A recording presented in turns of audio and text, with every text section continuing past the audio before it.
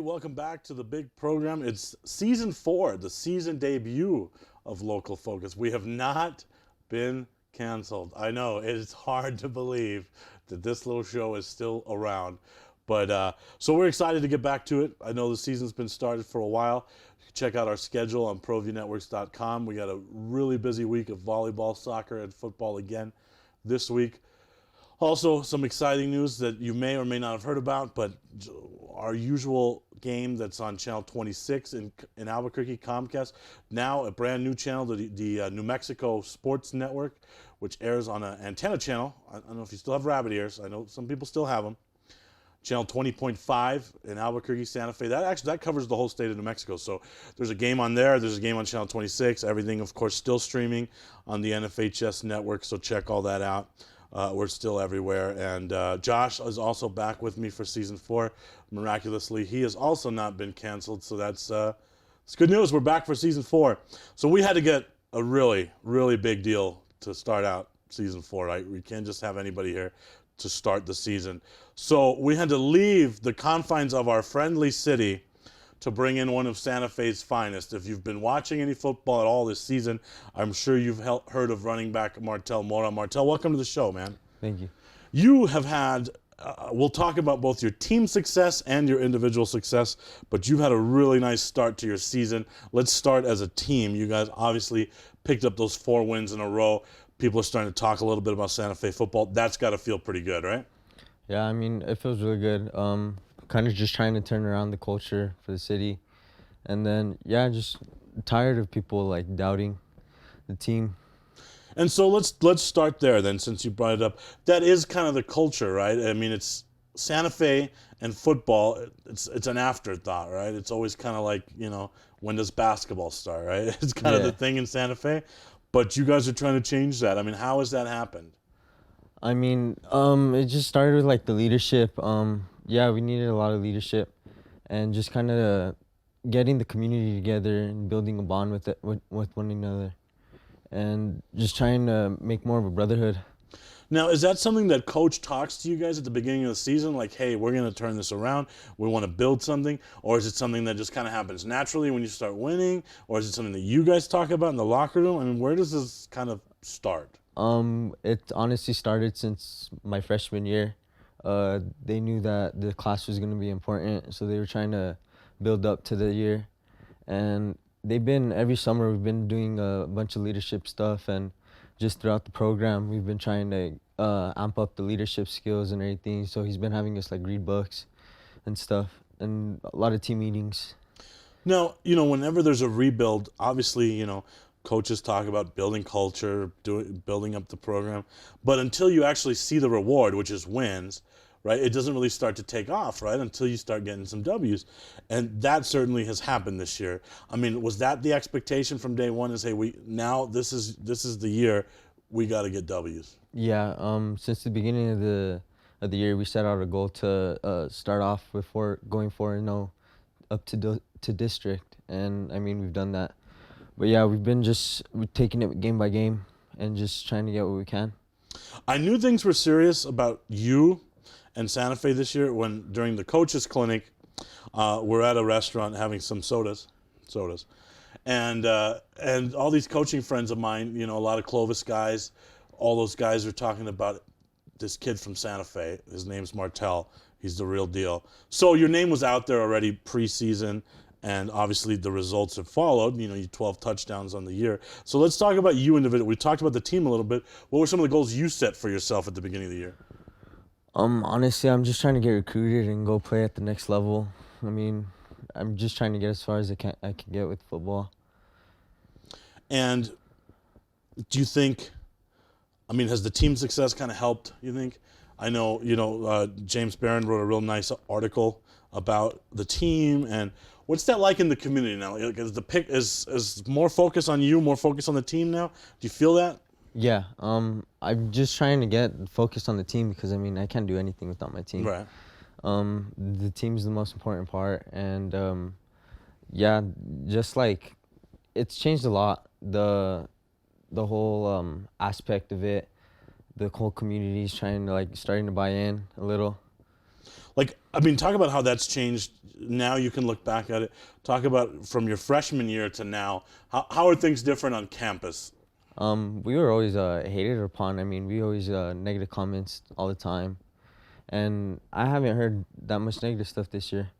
So, that's a good thing. But that could be because you're kind of big and they're afraid. Yeah, exactly. I wouldn't want to say anything negative to you either. You might tackle me into a locker or something. What about the community? On the community side, how have things changed over the last couple of years? A lot more people know football. It's not just the other sports. Football's kind of just been like a side sport.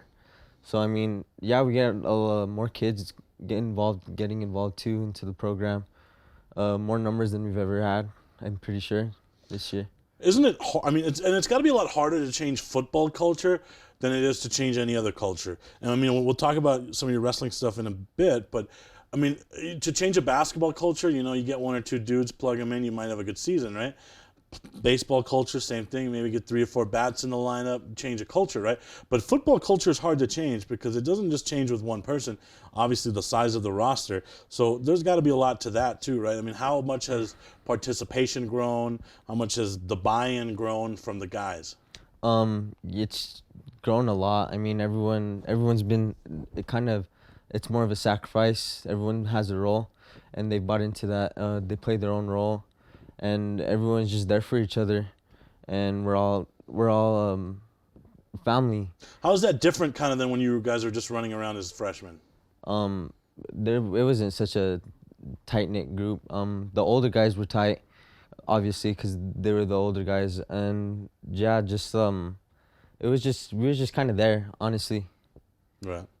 We'll take our first commercial break. We'll come right back with Martell Mora, and we'll get into this year's season so far with a 4-0 start. We'll talk about a tough loss against El Dorado, that and much more after this break.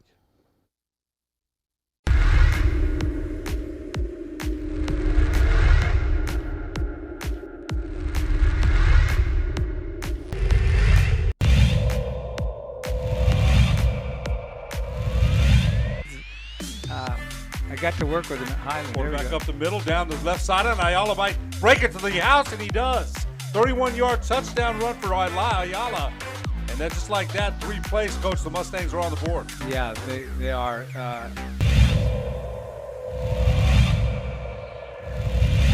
Two teams are responding. Good serve by Emma Villapondo. Jordan Joe with another kill.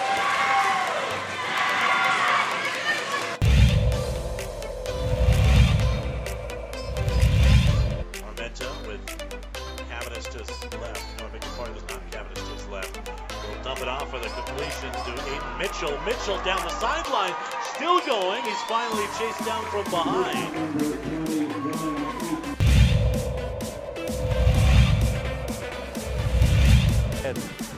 Picked up there by John Teague of Los Alamos. Oh, that's a nice ball. Kicked ahead, and that's a shot on goal attempt. It's good. First goal of the game is by number 15, Alex Levescu. Levescu, the forward midfielder, strikes first for the Hilltoppers, leading 1-0. Well done, Coach.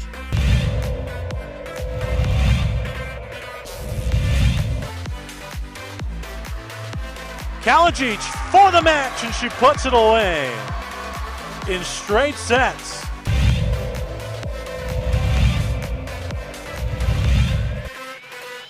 Momentum back pass. He's going to float it up for Ayers. Exodus with the catch.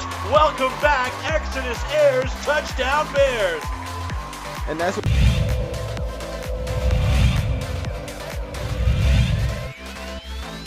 So it's out to the 36-yard line.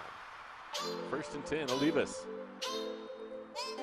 He's going for it all, looking for the other quarterback, Franco, complete, touchdown, El Dorado! No flags on the play, 36 yards.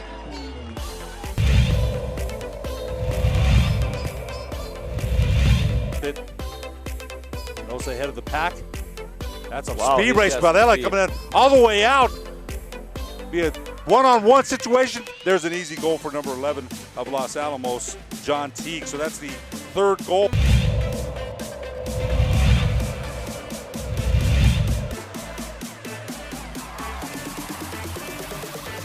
Look at a fake to Bowie on the slant up the middle. That's complete. Big run and plenty of yards after the catch. And Caleb Garcia, or excuse me, Mason Kroll is to the house for the touchdown. look at the wheels by the big man there.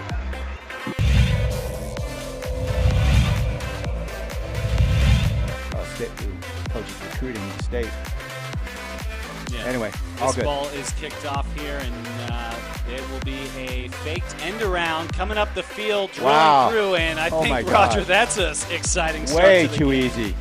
Yeah, Caden Valdez, he will go in for the touchdown, and the Hawks are now up 6-0. There are 11 seconds off of the clock.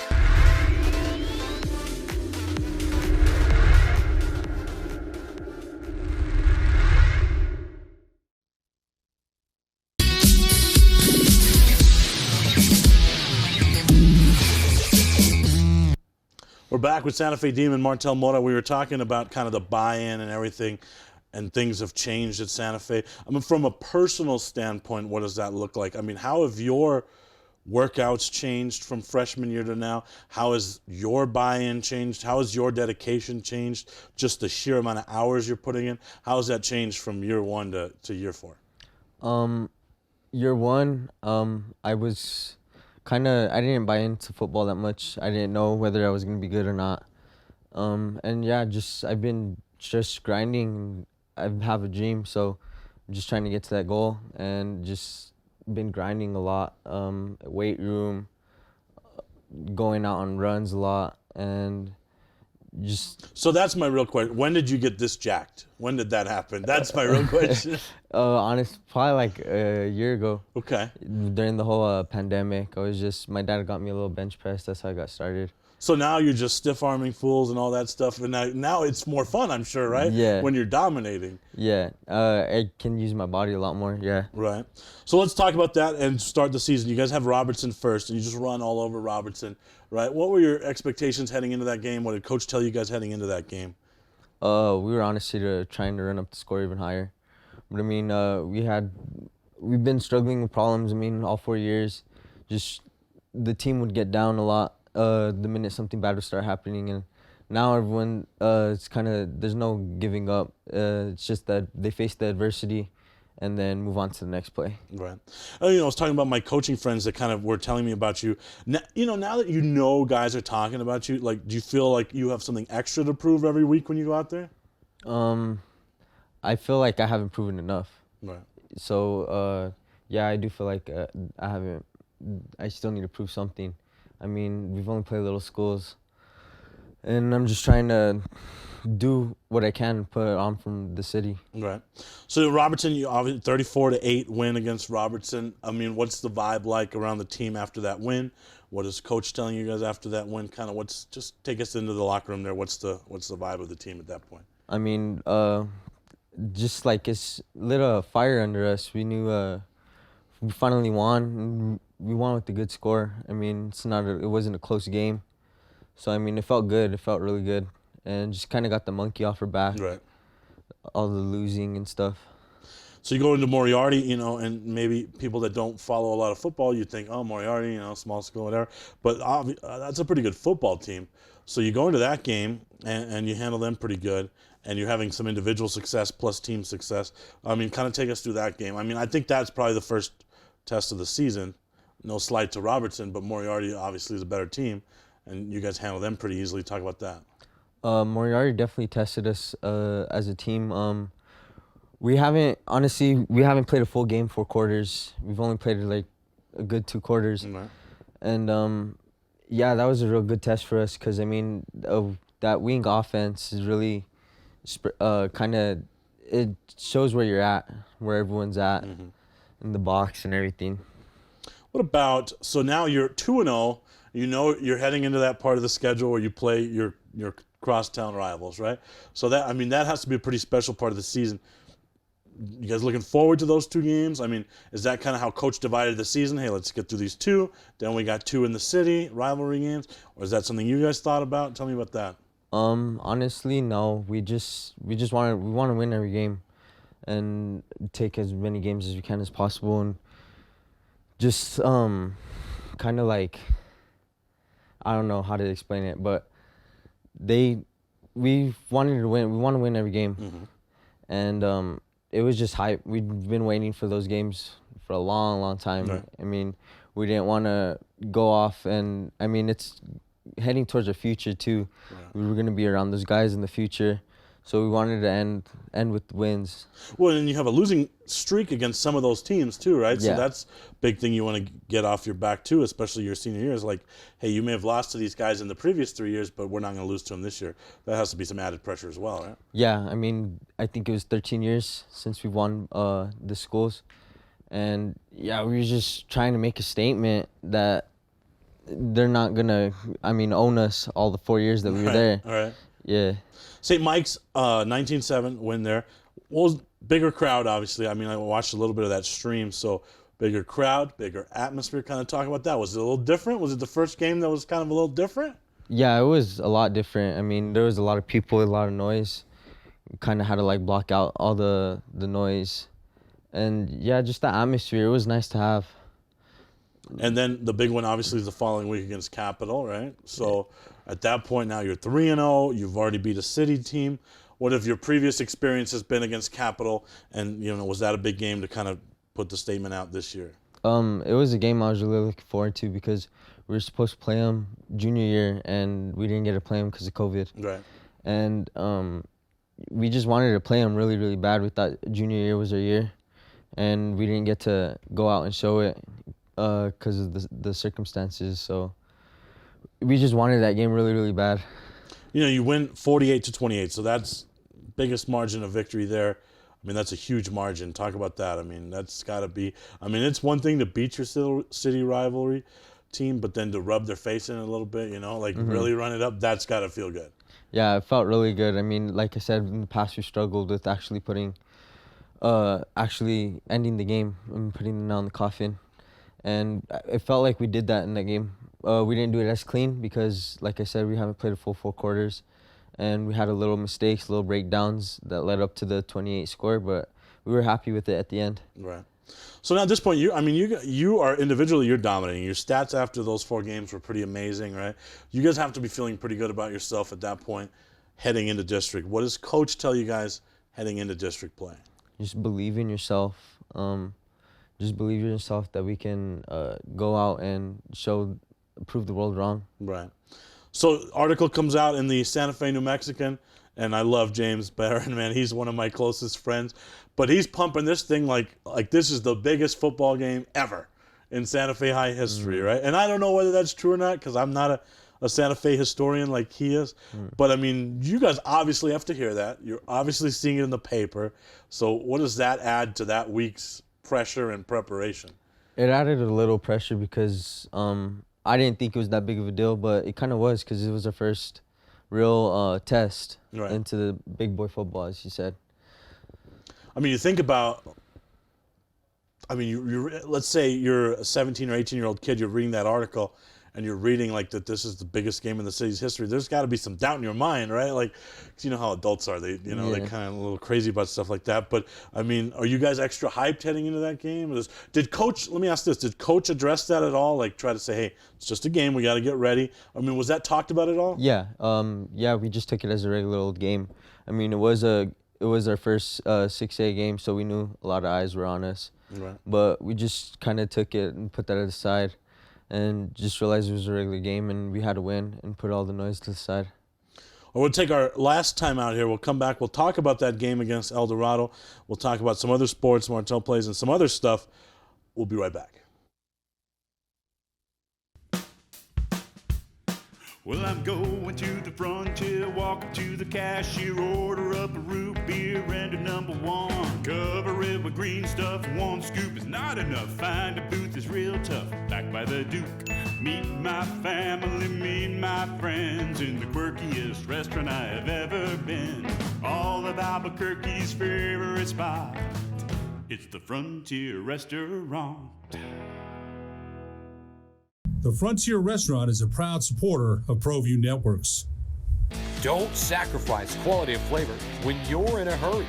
Golden Pride offers ribs, fried chicken, green and red chili breakfast burritos, and Frontier Cinnabons.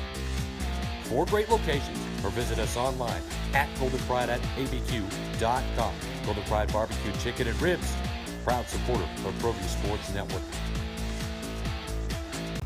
I'm Terry Wilson, quarterback for your New Mexico Lobos.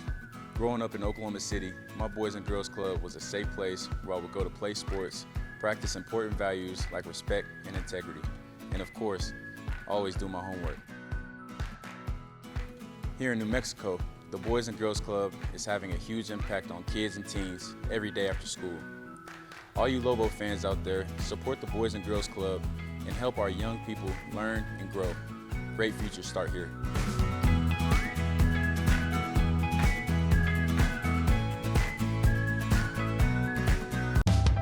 We here at Clark's Pet Emporium welcome you to bring in your pets. We know that having your pet with you makes the experience of shopping for them even better.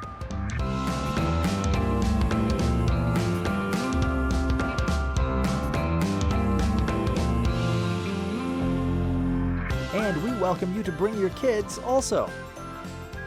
Clark's Pet Emporium, your pet's second best friend. The energy landscape is limitless and ever-changing.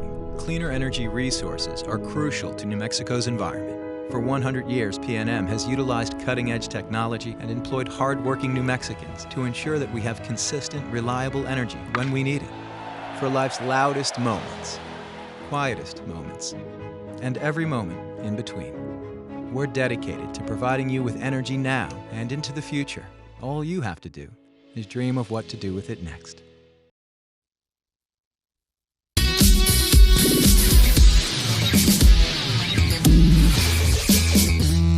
We're back with Santa Fe's Martell Mora, running back of the Santa Fe Demons. We get to district play. You get to the El Dorado game, which is here in Albuquerque.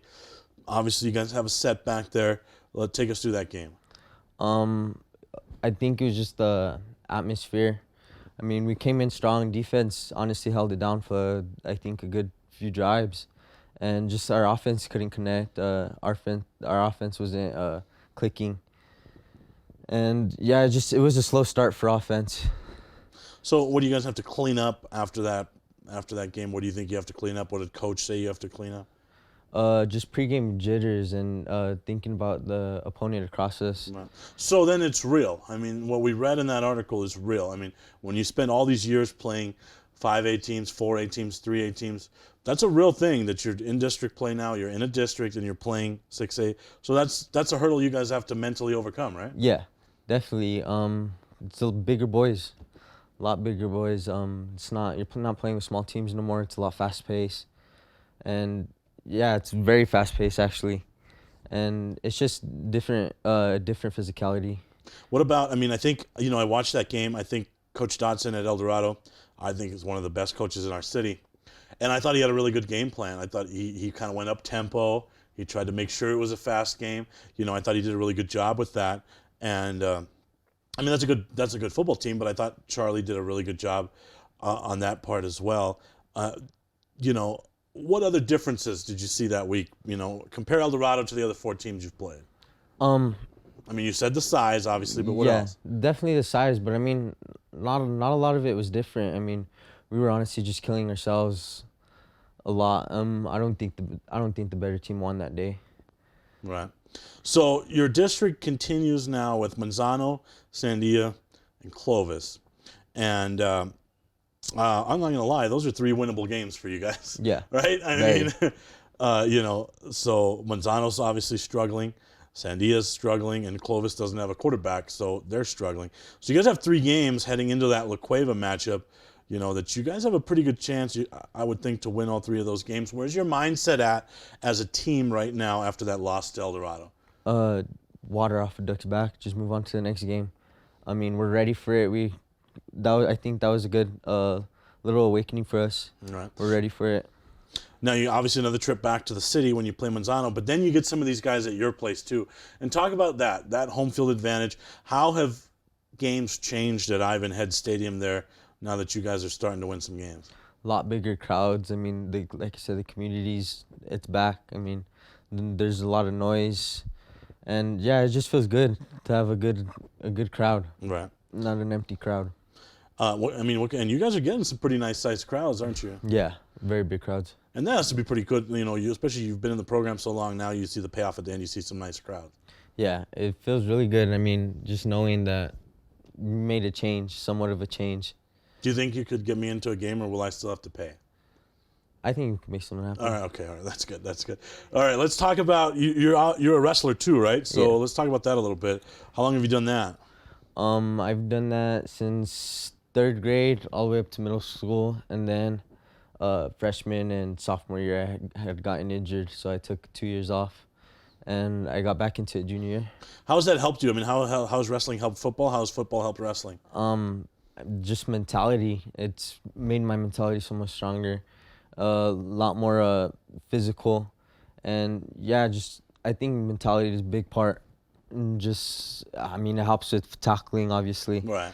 And just not breaking so easy, and knowing that there's the size don't matter. Right.